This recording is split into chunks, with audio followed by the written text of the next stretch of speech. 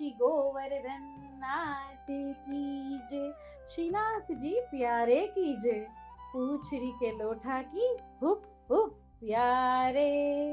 શું યાદ આવ્યું સખીજનો? શ્રીનાથ દ્વારા આપણે બધા વારંવાર પ્રભુ કૃપાથી નાથ દ્વારા જઈએ છીએ, જોઈએ છીએ, મંદિરમાં જઈએ છીએ, દર્શન કરીએ છીએ, પણ આજે આપણે એના અમુક ચોક, પથ્થરો, પ્રાણીઓના ચિત્રજી વિશે રંચક વાતો કરશું। સૌથી પહેલા શ્રીનાથ દ્વારામાં પ્રભુ કૃપાથી જ આપણે જઈએ ત્યારે શ્રી ગોવર્ધન પૂજા ચોક। ગિરિરાજ બાવાનું સ્વરૂપ લાંબુ છે, તેથી આ ચોક લાંબો છે। તળેટીની ભાવના છે એટલે પથ્થર હોતા નથી અને વ્રજરજનો ભાવ છે શ્રી ગોવર્ધન પૂજા ચોકમાં। ત્યાર પછી સૂરજપોળ। શ્રી ગોવર્ધન પૂજા ચોક સામે સૂરજપોળ અને નવશીડીઓ એ નવધા ભક્તિ। સૂરજપોળનો દરવાજો નંદાલયના ભાવથી છે સખીજનો। આ માર્ગથી મર્યાદા સહિત વૈષ્ણવો દર્શન કરવા ભીતર જાય છે। આ ભાવથી સૂરજપોળ છે। પછી આગળ આવે રતન ચોક।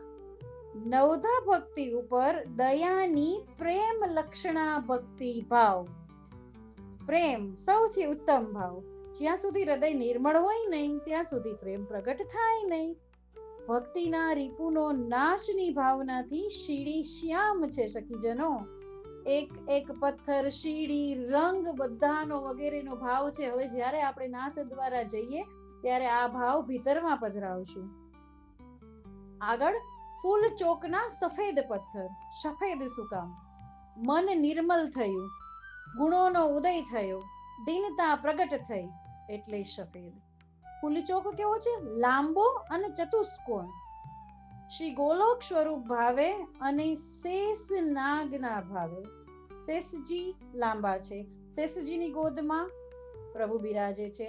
લાંબી શેષરૂપી શૈયાના ભાવથી ફૂલચોક છે।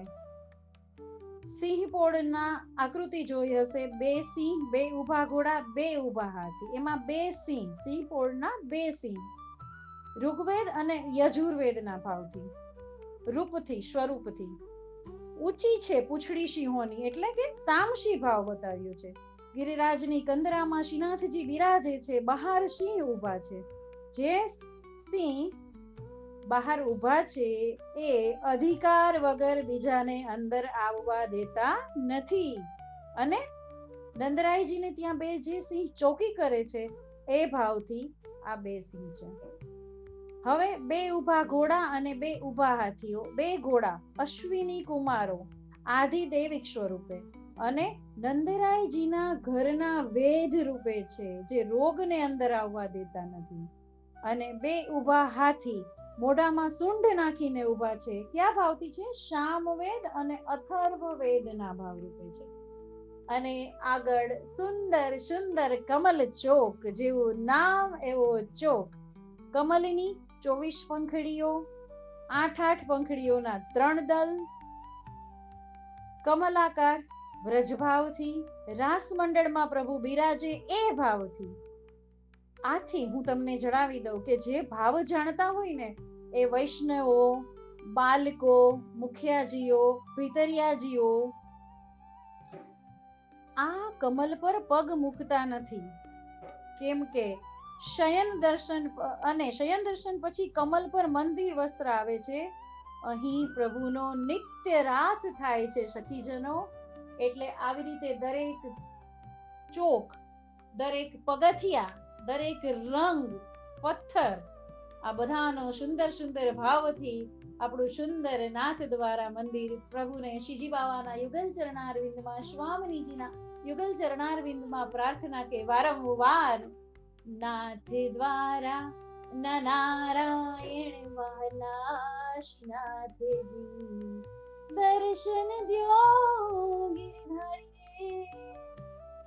શ્રીનાથજી પ્યારે કી જય।